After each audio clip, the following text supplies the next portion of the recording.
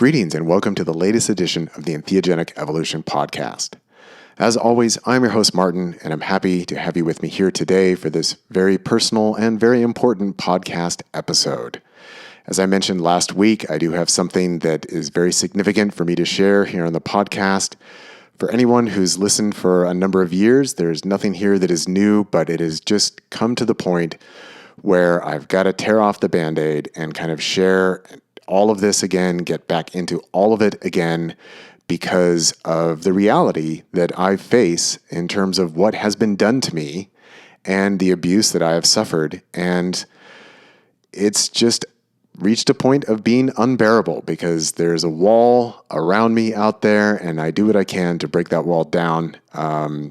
But it's a pretty solid wall. And so I'm sharing all of this in the hopes that people will take the time to listen, to consider what I'm sharing, to approach it with an open mind, and hopefully feel inspired to do something about it, to be blunt, to help me, that I do need help, and I do need assistance, and this is something that I cannot do alone. That has become quite clear. And so I'm sharing all of this again here on my podcast in the hopes that people can listen, can take in what I'm sharing, and hopefully it will inspire others to stand up for what I believe is fairness and justice. And if not, well, that's just the way things roll. But here is my take on what has happened to me over the past couple of years and what I am up against and where I could use some help, some understanding, some compassion, and some honesty. So thank you very much for listening. And if you want to share this with people that you think it might be good for them to hear, then I would appreciate that. And otherwise, as I say in the essay that I'm sharing here, I am always open to speak with people. I am happy to talk about any of these issues that are raised here in this podcast.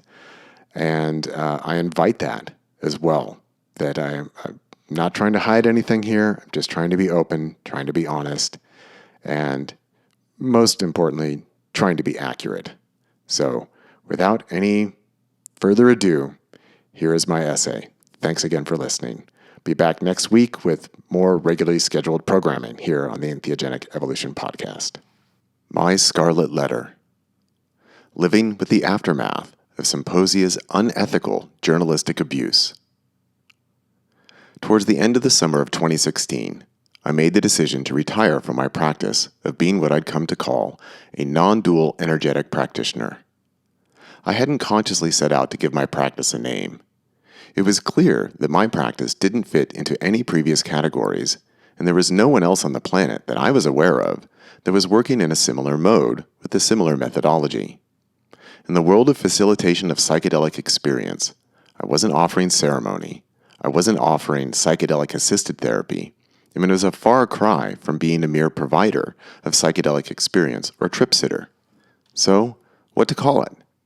I landed on non-dual energetic therapy, as it was a practice of helping clients encounter, release, and transform the limiting energetic structures and habits of embodied expression and reaction to facilitate a non-dual encounter with the universal self. It was therapy in the sense that it wasn't about singular experiences, but an ongoing process of uncovering the authentic self, hidden beneath layers of egoic narratives, identities, and conceptualizations, as embodied through patterned energetic structures of self-identification and expression. I had very specific and rational guidelines for how this therapy was to proceed, and how interactions between myself as the practitioner and my clients was to occur for maximum benefit. The practice involved both myself and my clients consuming 5-MeO-DMT simultaneously, and then attending authentically to whatever energies arose.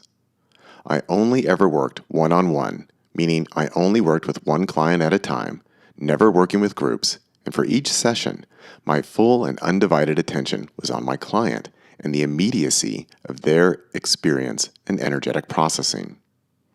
Observers and witnesses were often present for these sessions, but they were not part of the session in any sense, and I had clear guidelines for how observers were not to get involved or interfere with the client's experience or my work as the facilitator. Because the work was so demanding, I only did one session a day, though there were a few exceptions where I'd been hired to work with groups of people, where I held several sessions a day over the course of a week or more. But this was always one-on-one work. It was not possible to adequately apply this methodology to more than one person at a time. It was too focused, specific, and demanding. The organic growth and creation of this practice was the outcome of my own personal work with entheogens in 2008 and 2009, wherein I underwent a profound process of transformation and energetic reformatting by embracing the non-dual nature of being. Through my own process, I learned how to not only be present with the most profound non-dual energies, but also embody them here and now. This is what I brought to all my sessions with my clients. A profound sense of energetic presence, where there is no interference from the limiting, editing, and censoring structures of the ego, just unlimited presence and direct embodiment. While my clients often commented that the work we did together should have been impossible, given the infinitely expansive energy of 5-MeO-DMT, for me, it was always just another day in the office, as I would tell them. But for my clients, they could not fathom how it was that I was able to remain present and focused on them and their experience, and seemed to be able to anticipate and be present for their energetic needs as they arose while under the influence of 5-MeO-DMT. However, I'd already accepted that all these powerful energies were just myself, and I'd learned how to let go of my egoic structure and simply be present and respond authentically to what was arising as it was arising. Nothing more and nothing less. It's actually quite simple, but the process of getting to this quality of presence is difficult, and I went through a lot to get there. But once I settled into my fundamental nature, it was quite natural, and though demanding, was otherwise straightforward. There was never a plan or an agenda, just being present and authentically embodying and expressing energy as it arose. Because my practice was radically unlike anything that anyone else was offering, I always made sure that any potential client had as complete an understanding of how I operated and why as possible before deciding to work with me. Anyone looking for a ceremony, a shaman, a psychotherapist, or some kind of guided trip sitting was looking in the wrong place. I always made it clear that we, as facilitator and client, would be working together in a profoundly intimate, energetic manner where the illusory boundaries of self and other would blur, intermingle, and often disappear entirely. I also made it clear that it was only possible for me to assist them in this process if they were energetically in a place of trust and openness. Otherwise, the limiting structures of the ego would be in the way, and the best I could offer would be coaching and after-the-fact feedback. But when open, present, and trusting, we could do profound energetic work together. For me, this was my supreme act of service, and made use of everything I had to offer as an individual embodiment of the one universal being, and I would be meeting them as such themselves, for we are all profoundly one. I'll return to discussing this in more detail at the end of this essay. Most of the people I worked with felt that their sessions with me provided them with something they'd never received anywhere else, and considered our sessions together to be a fundamentally unique and rewarding experience. Most of my clients came back multiple times, and some even worked with me over a number of months and even years. When I retired, many of my current clients at the time were disappointed. They knew that they wouldn't be able to get this level of work anywhere else, and hoped that I would make exceptions for them. For the first few years of my retirement, I repeatedly heard from former clients asking if I'd come out of retirement for them, and also fielded many requests from interested individuals who lamented the fact that they were too late to work with me. The general consensus was that I had been offering something unique, profound, and transformative for which there was no real substitute or alternative outlet. My practice had always been based on word of mouth.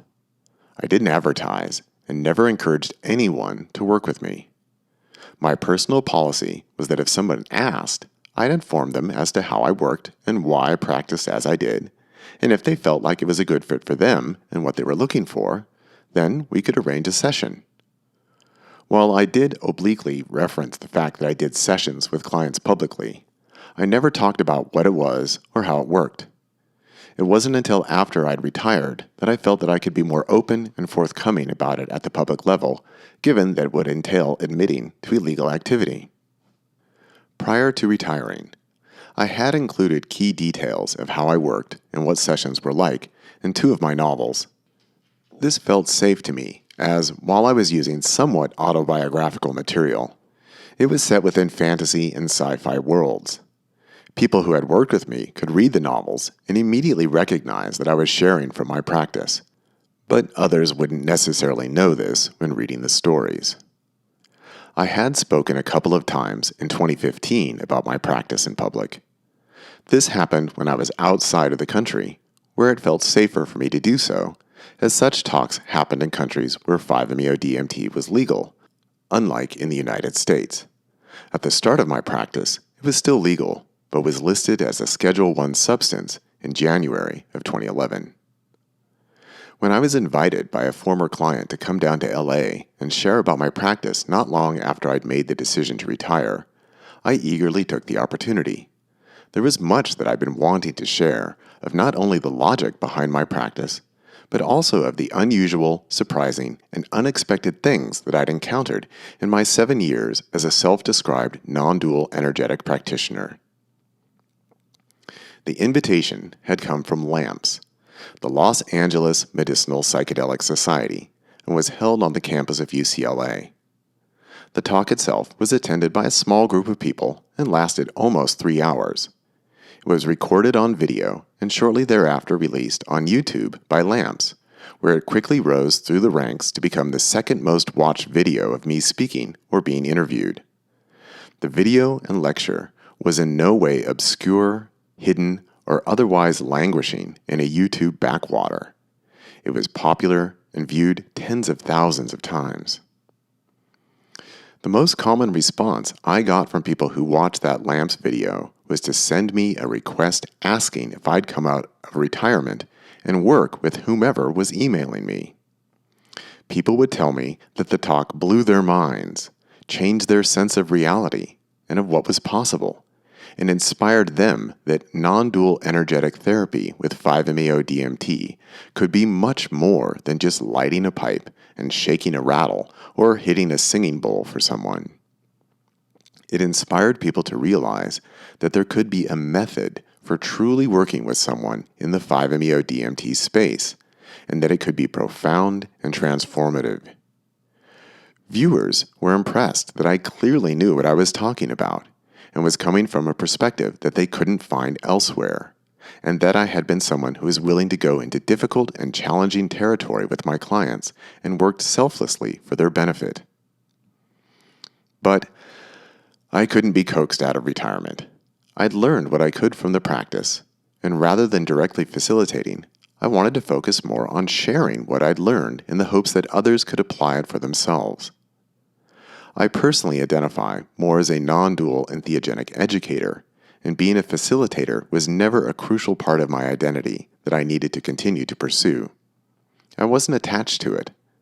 So, rather than come out of retirement, I felt inspired to write what would become my personal best-selling book, which detailed my approach to working with 5-MeO-DMT, and also clearly articulated the non-dual energetic framework in which it was situated.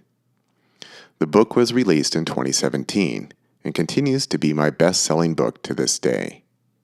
It is widely regarded by readers as the most comprehensive work about the 5-MeO-DMT experience available, and it is so appreciated precisely because I dove headfirst into the experience with each and every one of my clients, and together we explored and mapped out territory and levels of human experience that had previously never been charted.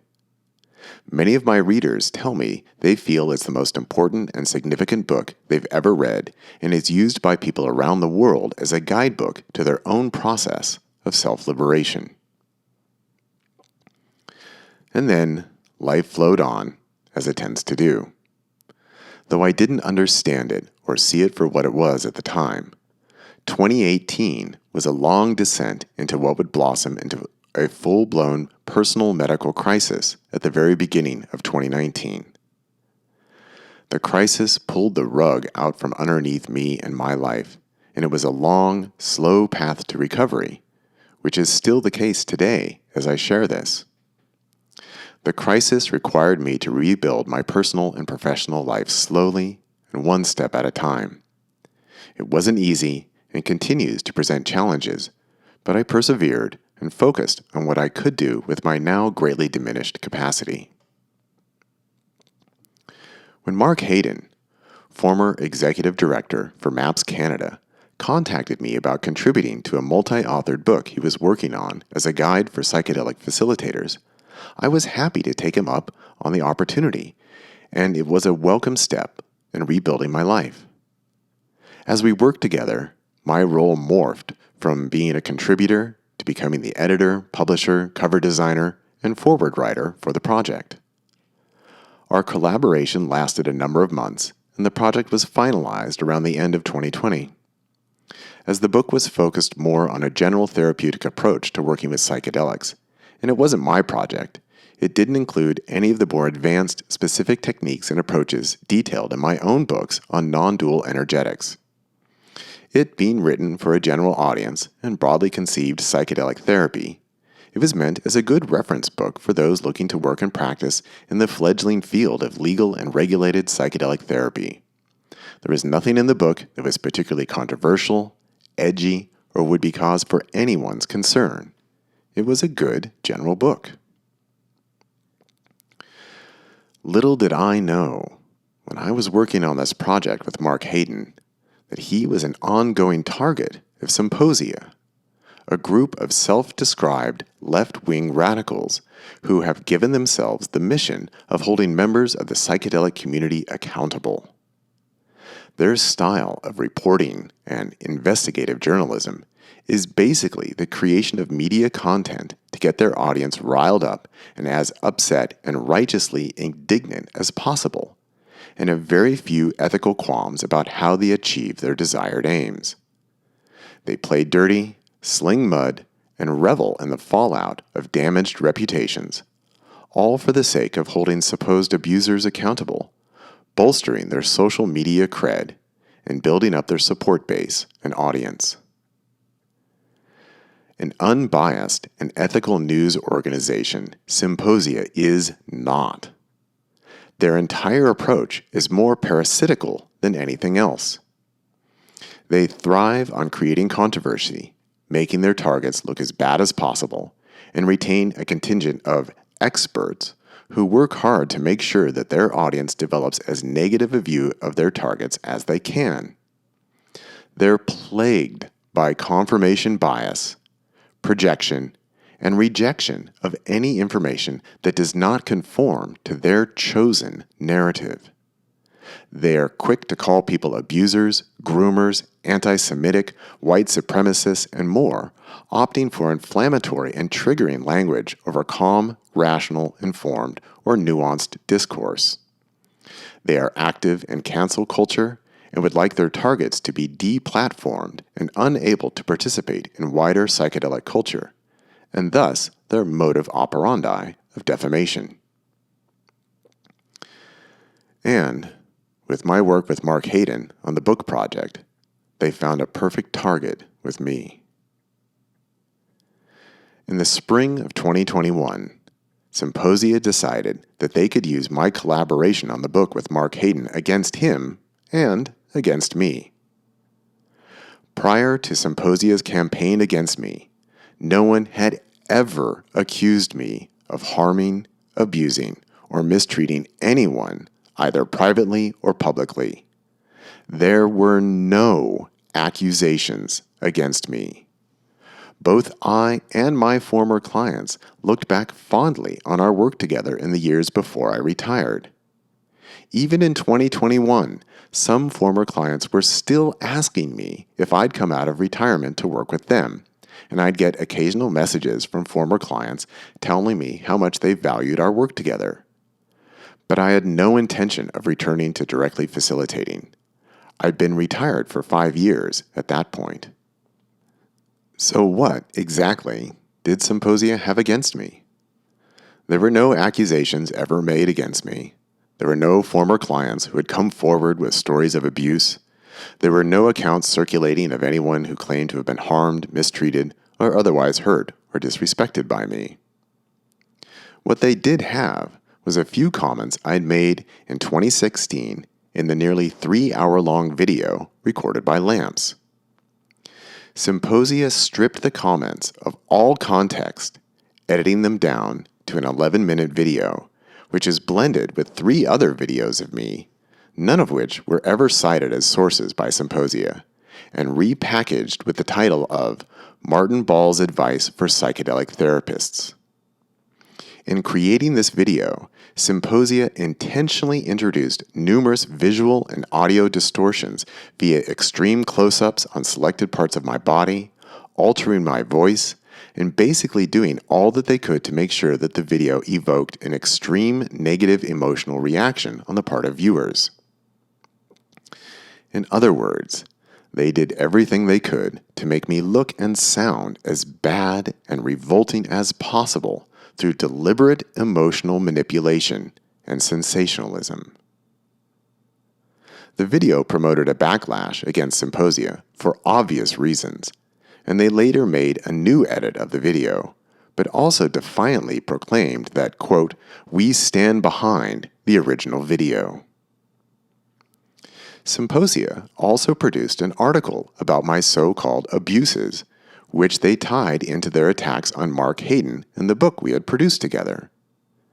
The video, which had zero context and also recontextualized as my advice for psychedelic therapists, was mirrored in the article as though any of this had anything to do with the book Mark and I had produced, which it didn't. Nowhere did Psymposia state that these were entirely unrelated, and they also intentionally spoke and wrote about my comments as though they were current and not from a then 5-year-old video of me recounting unusual events that took place in my personal practice of being a non-dual energetic practitioner, something from which I'd been 5 years retired. In other words, they presented all of this as current and as related to the book. The reporting in the article was further problematized simply from its stated purpose of exposing abusive practitioners receiving institutional support. It was Psymposia who decided that I was to be labeled as an abusive practitioner without any supporting evidence or testimony. So here they are clearly expressing an opinion and simultaneously creating and reporting on the, quote, news. And when it comes to institutional support, what they are referencing here is entirely unclear. Is Lamps, which was 2 individuals who organized and hosted my 2016 talk, an institution? Is that what Psymposia means? And is allowing me space to speak about my former practice, which no one prior to Symposia's attacks interpreted as abusive, giving support? Or was Psymposia trying to convince readers that my work with Mark Hayden, which was an entirely private affair and had zero connection to MAPS Canada in any official capacity, the institution that was supporting me and my abuses, again, their label, which came from my practice of 5 years previous? Is allowing someone to speak inherently a form of support? Is working with a private individual on a private project institutional? Psymposia didn't clarify any of this, which is again why none of this counts as investigative journalism. This is manipulation, obfuscation, and commentary and opinion disguised as news, which it clearly isn't.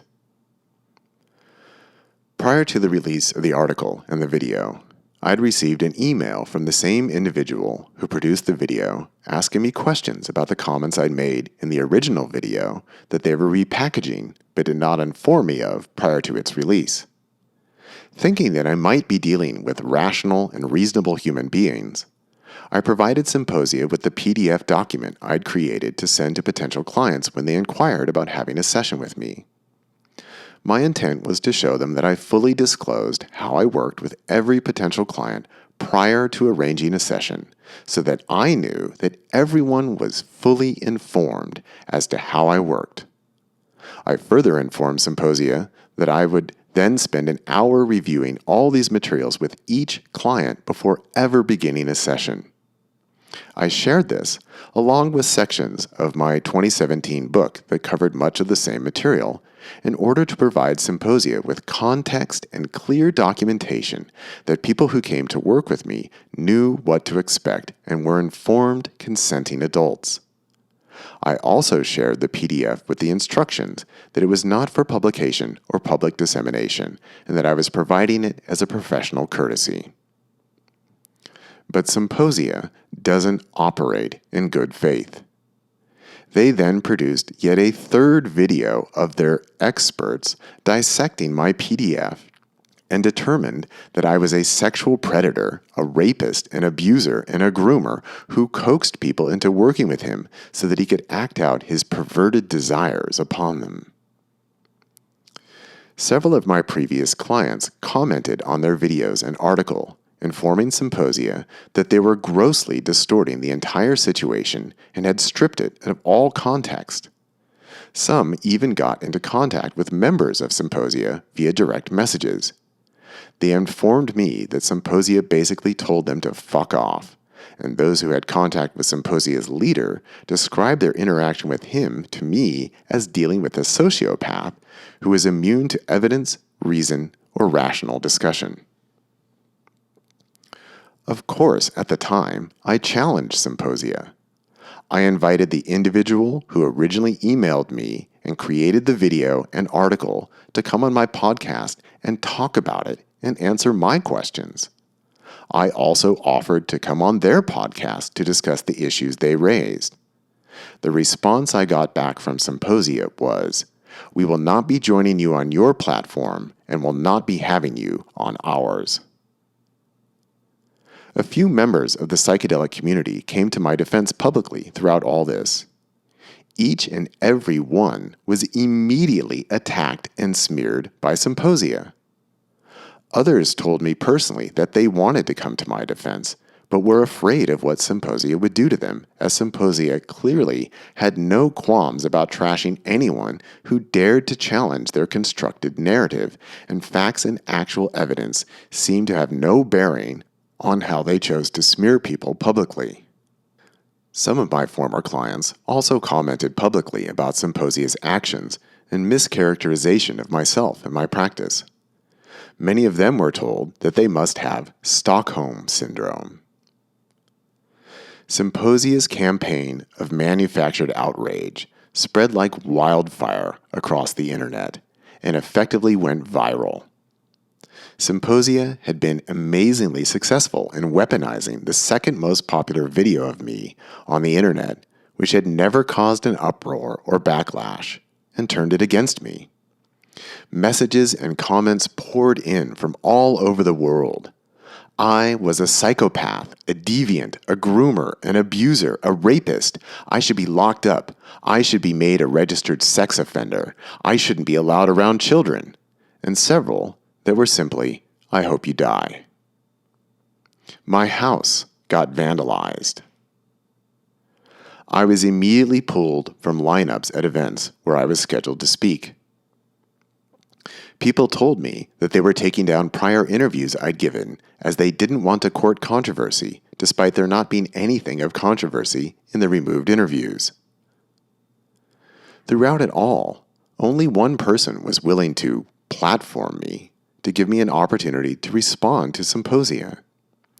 That was Rob Bateman of the Adeptus Psychonautica podcast.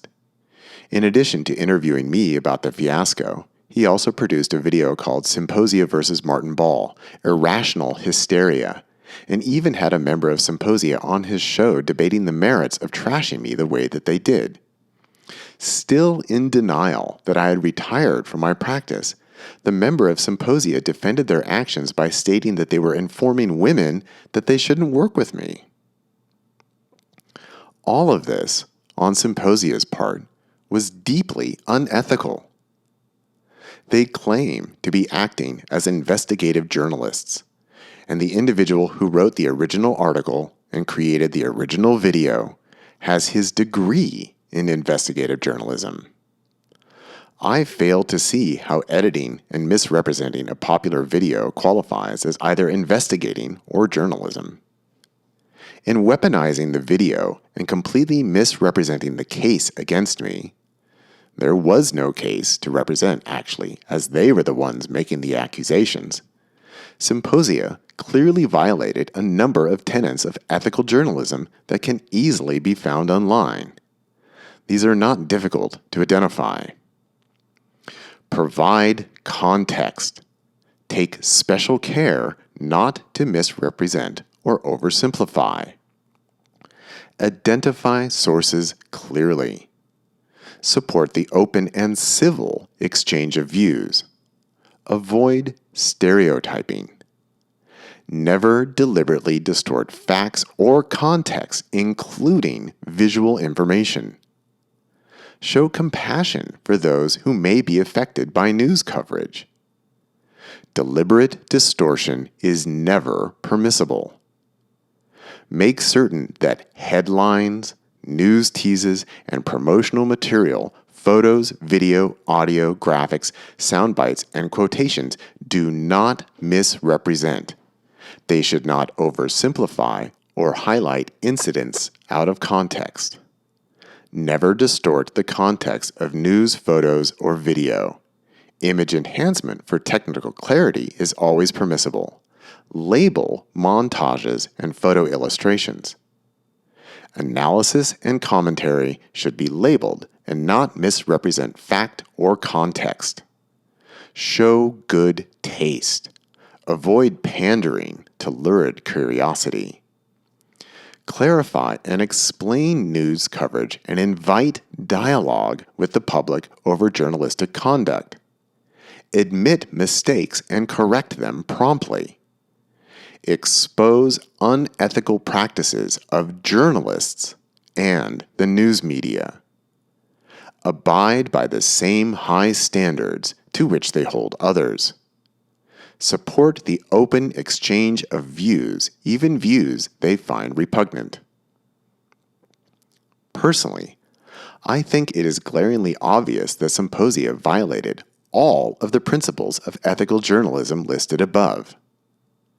Have they been held accountable by the psychedelic community for these violations? No. In fact, they're more powerful and influential than ever.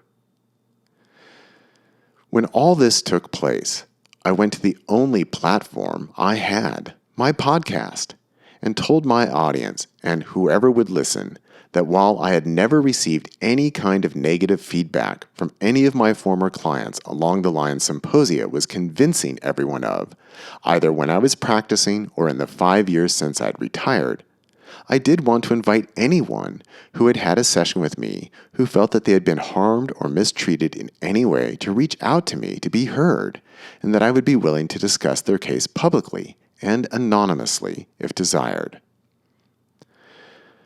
Can you guess how many people I heard from? Not a single one. And how many of my former clients has Psymposia heard from, thanking them for exposing my alleged horrific abuses? To my knowledge, not a single one. In our original communications, I asked Psymposia if they would share with me any accounts from former clients they'd received so that I could consider what was brought to their attention in confirmation of their accusations, and nothing was ever forthcoming. So their characterization of me has received zero supporting evidence, and also received numerous examples of counter-evidence, all of which Psymposia ignored. And yet, for the most part, I've been exiled and abandoned by most of the psychedelic community. Even now, more than 2 years after Psymposia's original smear campaign, I'm still told that I'm not welcome at conferences and events, and even in some cases where event organizers have told me that they feel I was unfairly represented and feel that I hadn't done anything wrong, my participation isn't welcome because either they're afraid of Psymposia or don't want to attract negative attention and backlash from an online community that's been whipped into an irrational and indignant hysteria by Psymposia. In other words, Symposia's efforts to get me canceled and deplatformed has largely worked. There are a few individuals out there who have gone to bat for me and invited me to participate in their events, either in person or online, but they are the exception. Here now, over 2 years out from the original onslaught, I'm still reminded almost daily of the reputational damage caused by Psymposia. People send me messages telling me how people at conferences and events are trashing me from the stage or in conversations. I've recently had 3 offers to speak rescinded after, quote, concerns over your ethical violations have come to our attention, end quote. I've always been something of an outsider in the broader psychedelic community. I've challenged many assumptions and beliefs of various subsets within the psychedelic community, and my radical non-duality is uncompromising. I've made authentically expressing myself and sharing of my life, experiences, and perspectives a priority. This hasn't always won me friends and supporters. It's one thing for people to not like me or disagree with me. That comes with the territory of expressing views that go against the grain of accepted orthodoxy. But to be depicted as a psychopathic sexual predator and abuser, and to have this depiction accepted and repeated throughout the psychedelic world, is disappointing, to put it mildly.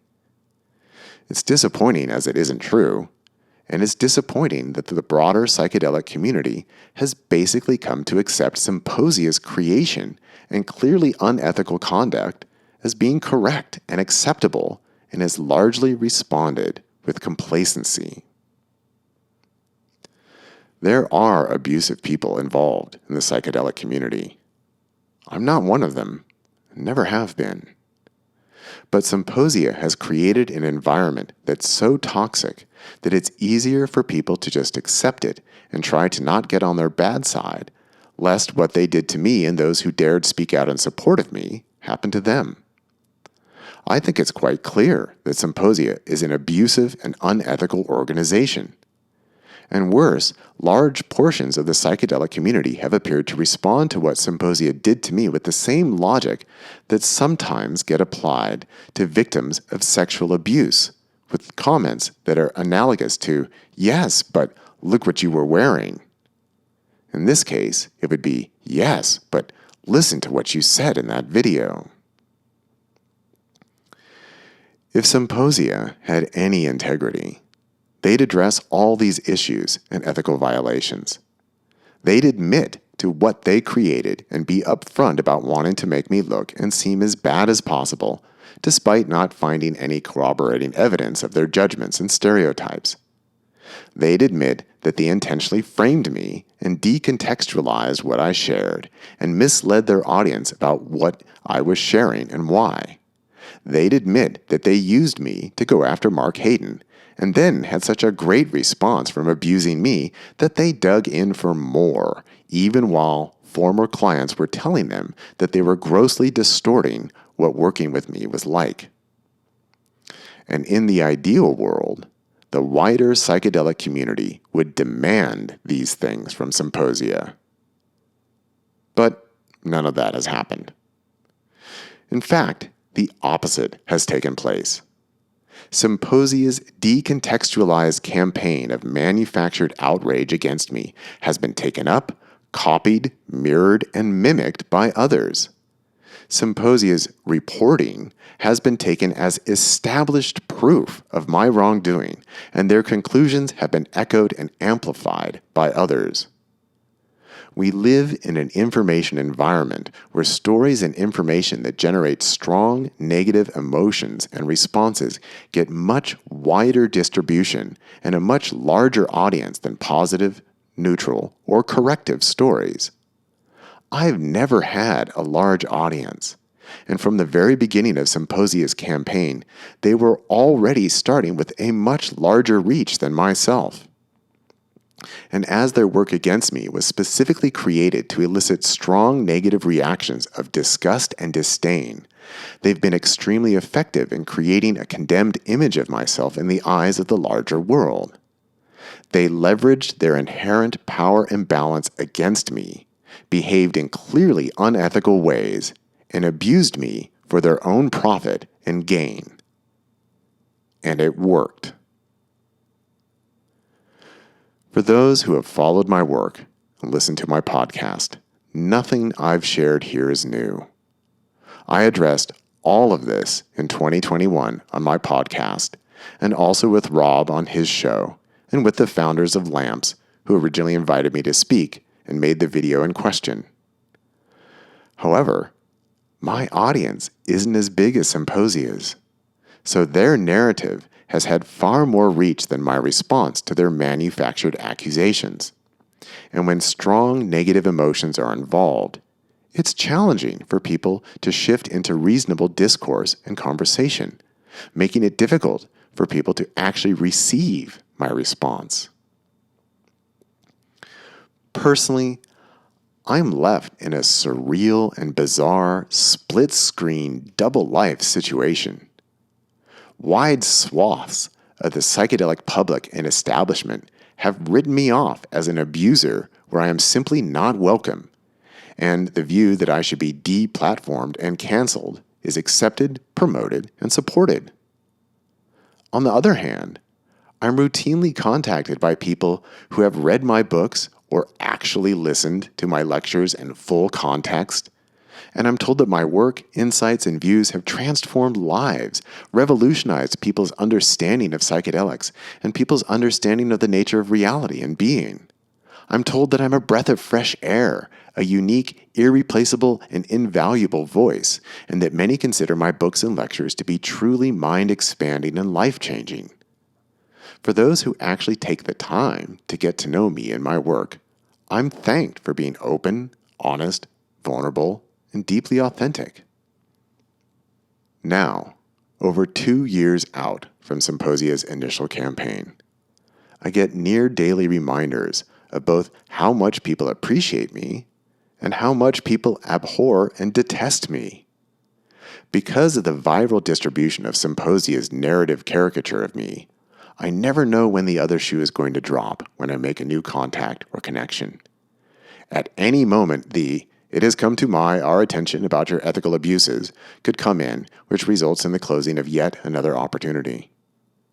You'd never know it from Symposia and their imitators, but I'm a genuinely nice, open-hearted, compassionate person. Yes, I have a low tolerance for bullshit and woo-woo thinking, and I'm not afraid of speaking my mind, but I consider these attributes to be assets. Yet, my genuine bearing and personality is continually overshadowed by Symposia's distorted creation. Meanwhile, my actual day-to-day life is rather mundane and nothing like the picture Symposia created of me. Despite living with a chronic medical disorder, I do my best to make the most of each day and live to the fullest that I can. Other than working independently as a self-employed person, I spend the rest of my time with my wife and youngest son. We spend a lot of time in nature together, where my son has picked up my proclivity for nature and wildlife photography. We like to visit beautiful places together, and I like to document it all via photography and share it on my social media accounts. When I'm working, I'm creating music, art, writing, doing interviews for my podcast, and working with individuals from around the world as a non-dual entheogenic integration coach via video calls, where most of my clients comment that they've come to me because there's literally no one else I can talk to about this. Because I'm self-published as an author and self-produced as a musician, artist, and podcaster, I can never be completely canceled, as there will likely always be at least some who can see beyond the distorted caricature created and widely disseminated by Symposia. However, their abuse of me has had a widespread impact and undeniably severely limited my opportunities and possibilities. Just like Hester Prynne in Nathaniel Hawthorne's novel, The Scarlet Letter, I've been branded with a big A, though mine stands for abuser rather than adulterer. My ability to challenge the narrative created by Psymposia has been minimal, and with the failure of the broader psychedelic community to hold Psymposia accountable for their ethical violations and have their account of me accepted and reduplicated across other platforms and media, my number of allies is limited, as are my outlets. It's been 7 years since I retired from being a non-dual energetic practitioner. In the 5 years between the recording of the original Lamps video and Psymposia's campaign, this very popular video of me never inspired a backlash or generated outrage and condemnation. But ever since, I've been living with that scarlet letter. I'm not sure what the haters want from me, other than to disappear.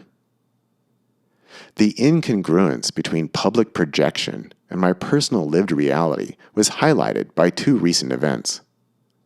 One of the women mentioned in the original Lamps video and extracted, highlighted, and distorted by Psymposia, who I supposedly violated and abused, was recently in town and joined my family for our 4th of July barbecue and friend and family gathering.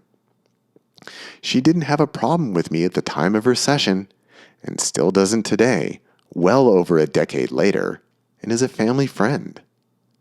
The daughter of the older man mentioned in one of Symposia's extractions, who had been present as a witness for his session with me, and who had several of her own sessions with me, was over at my place just a few days ago to review a project she'd hired me for, and asked me if I'd come out of retirement to do another session with her because she prefers me and my methodology to all other options now available to her.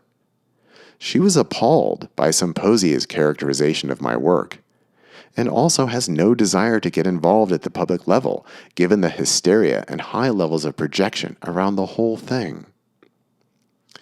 So, this is the bizarrely bifurcated reality I live in, all thanks to Psymposia. I have no idea how to resolve any of this, or even if it can be resolved. For those who are actually curious to get to know me and what I've put out there and what I'm all about, it's quite easy to do, as my life is literally an open book. The first step is to look beyond the small fraction of what I've shared and has been repackaged and distorted by Psymposia and their mimics. The original 3-hour video of me at Lamps is still available.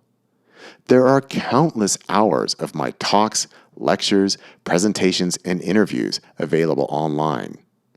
My weekly podcast features long, in-depth conversations with people from across the psychedelic spectrum, where I treat each person with warmth and respect. My books speak eloquently for themselves, and I'm always available to talk to anyone, and I'm always down for rational, civil conversation and discussion. Overall, I have an output of art, music, talks, writings, etc. that is prodigious. And throughout it all, I've sought to be open, honest, and vulnerable, sharing my successes, failures, my joys, my pains, and most of all, my humanity.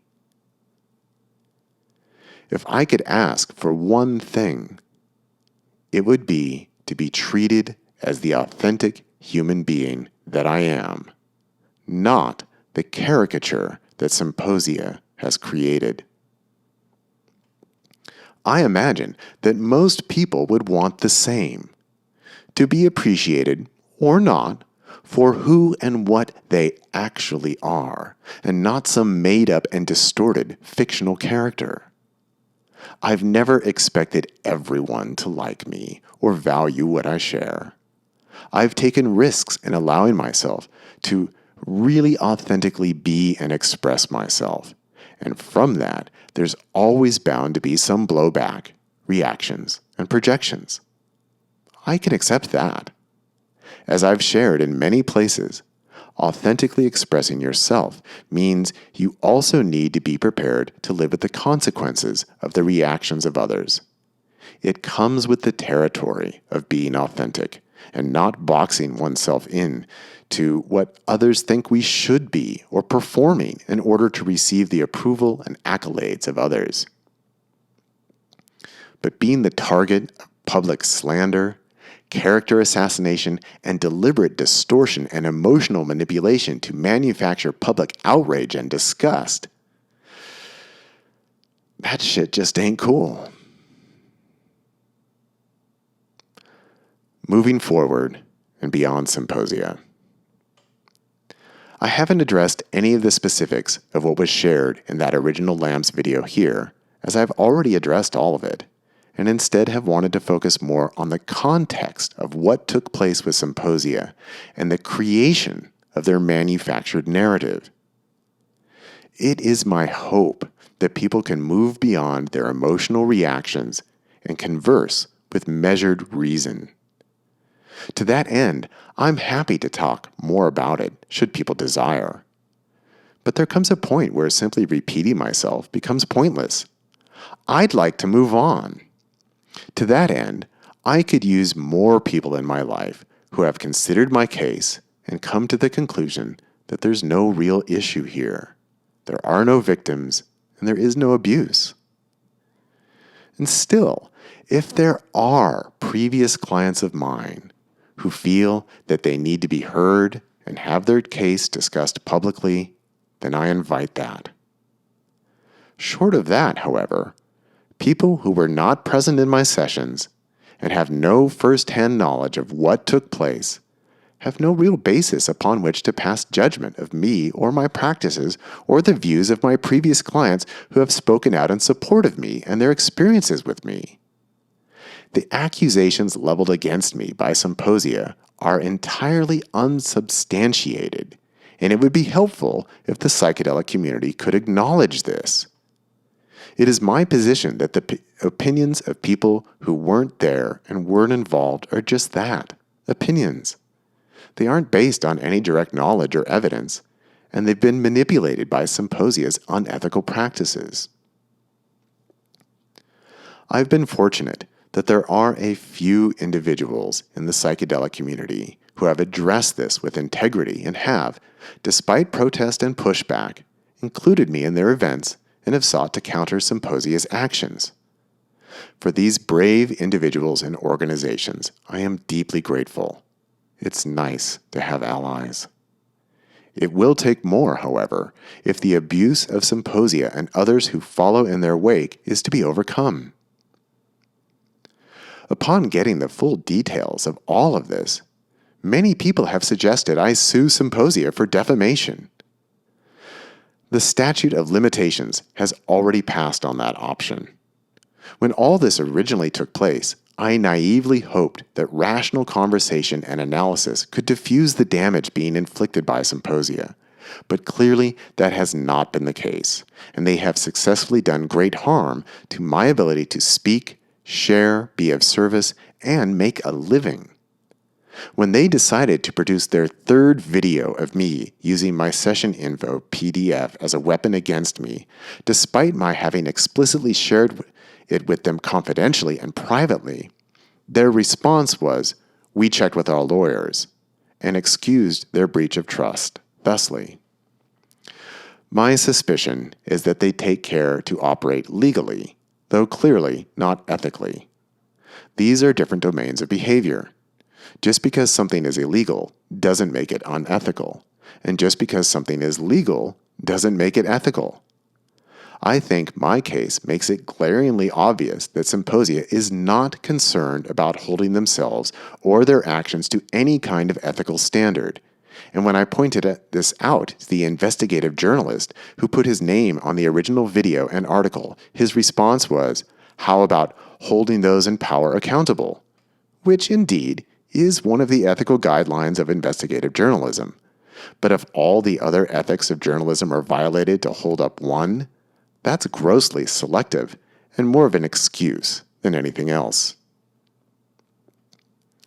When all of this originally happened, I invited the author and video producer to come on my podcast and defend himself concerning the obvious ethical lapses I identified, and he declined.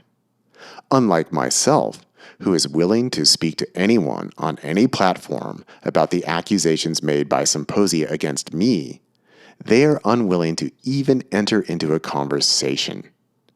To me, that speaks of cowardice, or perhaps it's just indifference.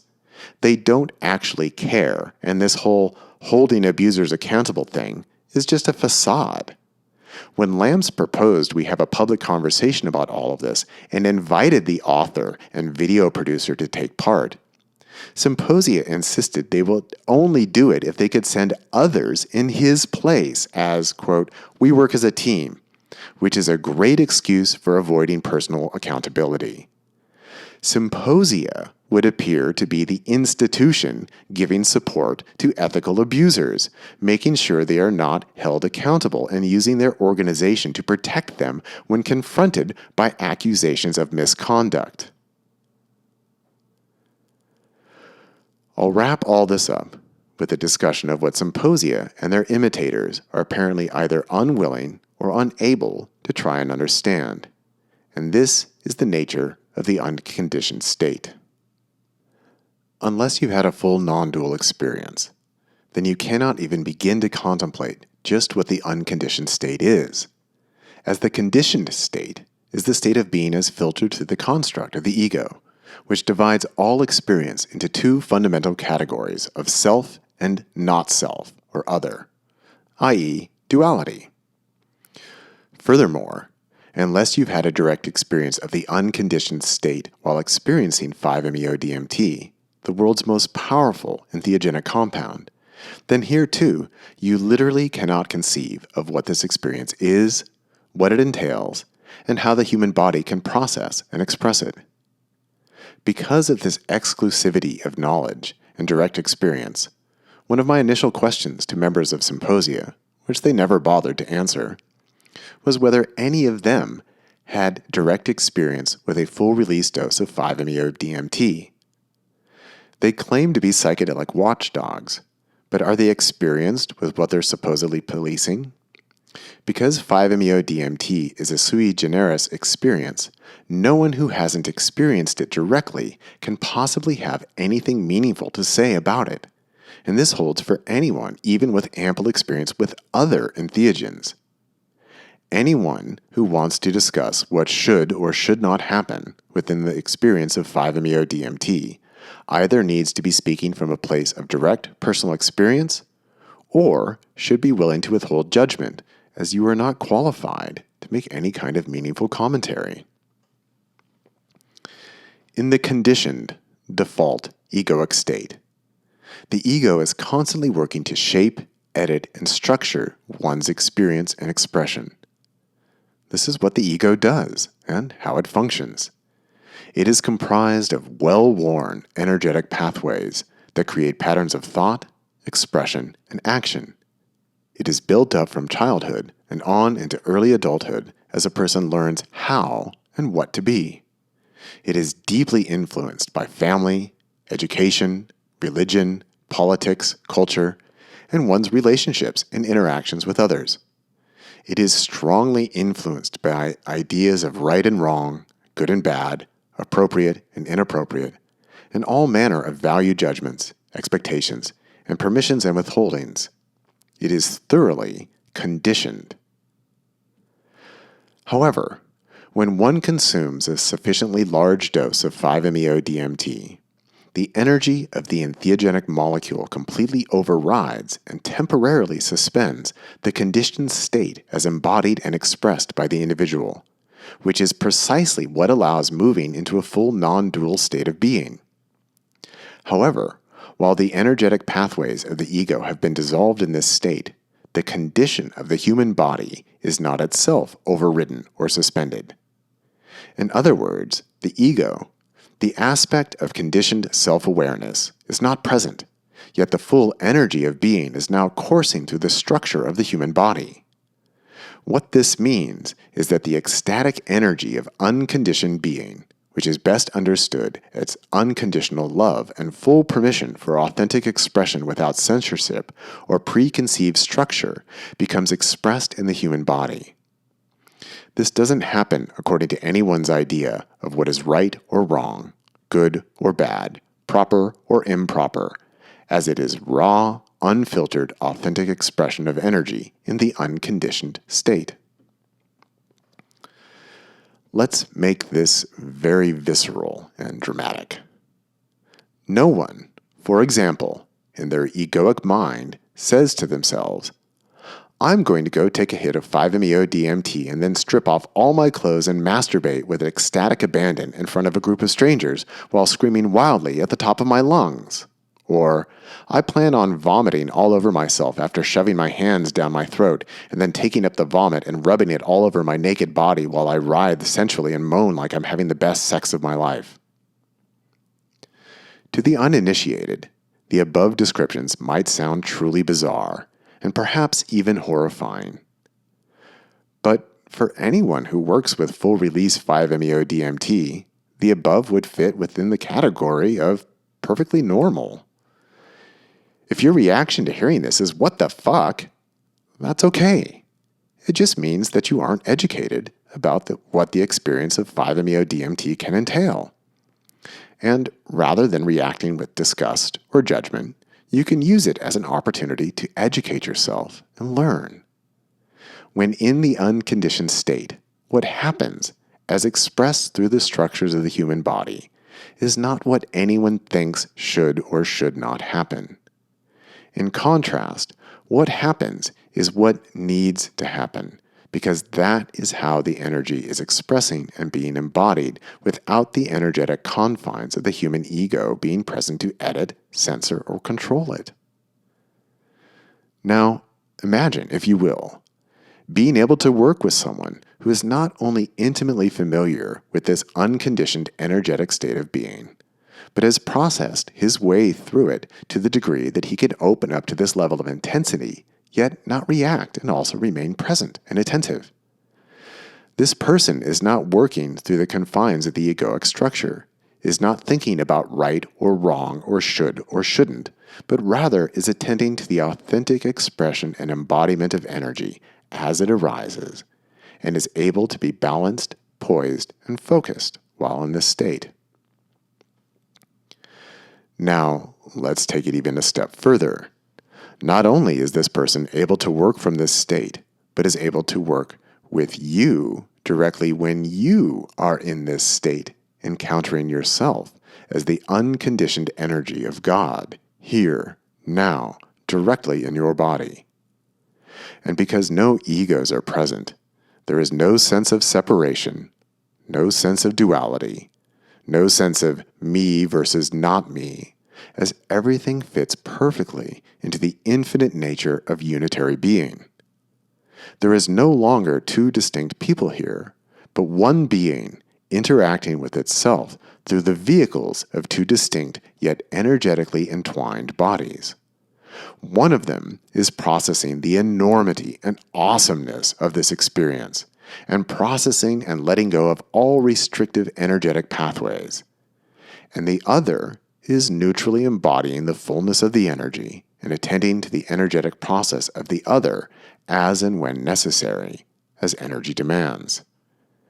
The entire event, though completely unplanned, unstructured, and undirected, proceeds exactly as it needs to, and energy is expressed and embodied authentically all the way through, and might even be perceived by an observer as a perfectly choreographed event, despite being purely spontaneous. This is far more of an accurate description of what sessions were like with me than anything produced by Psymposia. This is why I called it non-dual energetic therapy.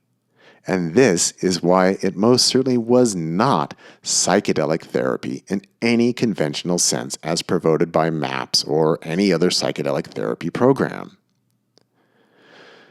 When Psymposia told the world that materials from my talk was, quote, advice for psychedelic therapists, they were either cynically lying to their audience or simply not curious or intelligent enough to grasp that what I was talking about was something fundamentally different from what anyone conceives of as psychedelic therapy. Non-dual energetic therapy is not psychedelic therapy, though it does make use of psychedelics.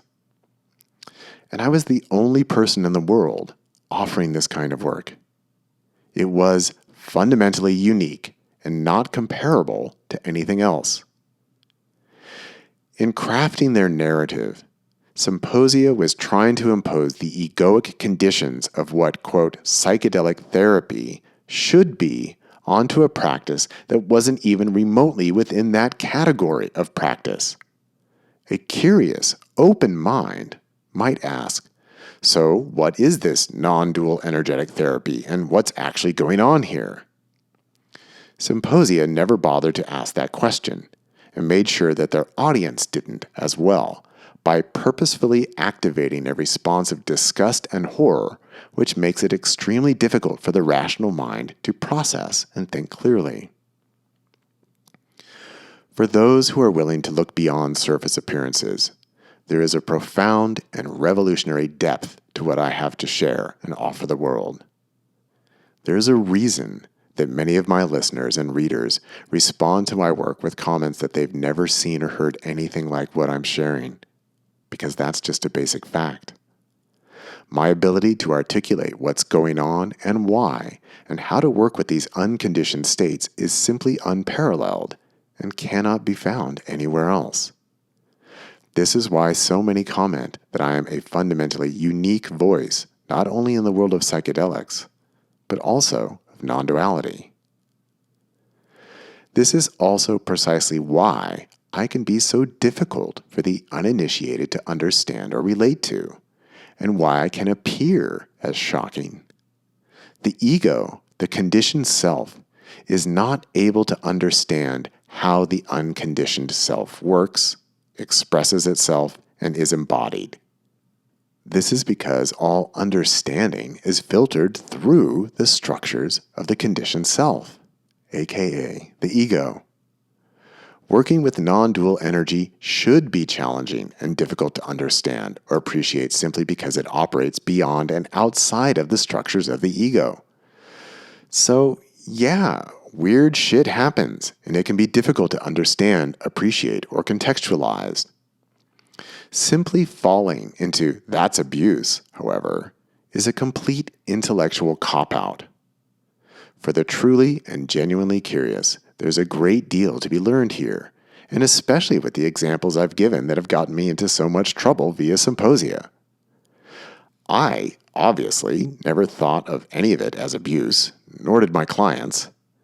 The fact that not a single former client of mine has come forward to agree with Psymposia's character of me, and in fact have done the opposite, should suggest to the curious that there's a different way to appreciate all of this. Yet, there is no prior frame of reference. There's nothing really to compare it to. My practice wasn't psychedelic therapy. It wasn't shamanism. It wasn't ceremony. It wasn't holding space. It wasn't anything that people normally think of in terms of the context of working with powerful psychedelic molecules. It was something profoundly different. And it was precisely this profound difference that brought my clients coming back time and again for more of what they couldn't find anywhere else with anyone else. And this is precisely why context was so important for what Psymposia distorted by de- and recontextualizing. They repeatedly failed to even attempt to accurately describe what the context was, and instead thoroughly recontextualized it as something it obviously wasn't. This uniqueness is why, when people encounter my lectures, they tend to view as many as they can find, because I'm not speaking like anyone else in the field, and the information I'm imparting is fundamentally different and unique. It's the same reason why people like to buy not just one, but many of my books. There's unique, profound, different information in there that you're not going to find elsewhere. This is why so many of my integration clients choose to work with me to help them unpack and integrate their entheogenic experiences, because I'm able to offer them reflection and understanding and deep knowledge that they feel they can't find elsewhere. And I agree with them. So, yes, I can be difficult to understand. I can be shocking. I can be challenging. I'm known for bursting bubbles and not tolerating bullshit. I speak clearly and mean what I say. I share openly because I feel there's value in that. I'm honest and straightforward because I have nothing to hide and everything to share. But thanks to Psymposia, in the eyes of the wider psychedelic world, I'm canceled, blackballed, blacklisted, exiled, shunned, tossed aside, thrown out, shut out, all because I'm an abuser of their making. If someone dispassionately considers all the evidence and the full context and still reaches that conclusion and holds that opinion, then so be it. There really isn't anything more I can do or say.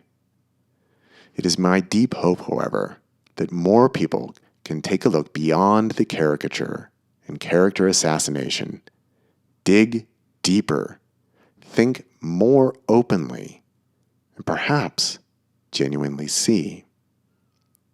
Maybe then we can have a real conversation about it. Until then, I'll continue to be myself, produce my podcast, books, art, music, photographs, and share and speak when allowed and afforded the opportunity by those who are brave and seek to act with integrity. To state again, all I ask is what I think everyone would hope for themselves. See me for who and what I actually am, not some manufactured stereotype. If you want to get to know me, I'm right here. I'm available. I'm open. I'm willing.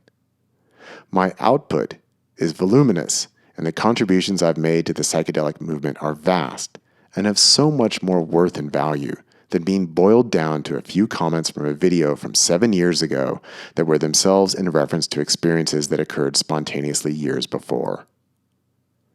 It's up to the broader psychedelic movement and community, however, to either willingly support and accept unethical journalism and character assassination, or stand up to it and hold the abusers accountable and take a stand for truth, accuracy, and fairness. If the psychedelic community wants to go along with cancel culture and cynically reducing complex individuals to viral hit jobs and smear campaigns, there's nothing I can do about that. That won't stop me from hoping and wanting more, however. And it's in this hope that I'm choosing to share all of this again. Is anyone else willing to step up and demand more? Or is this the culture that people genuinely want?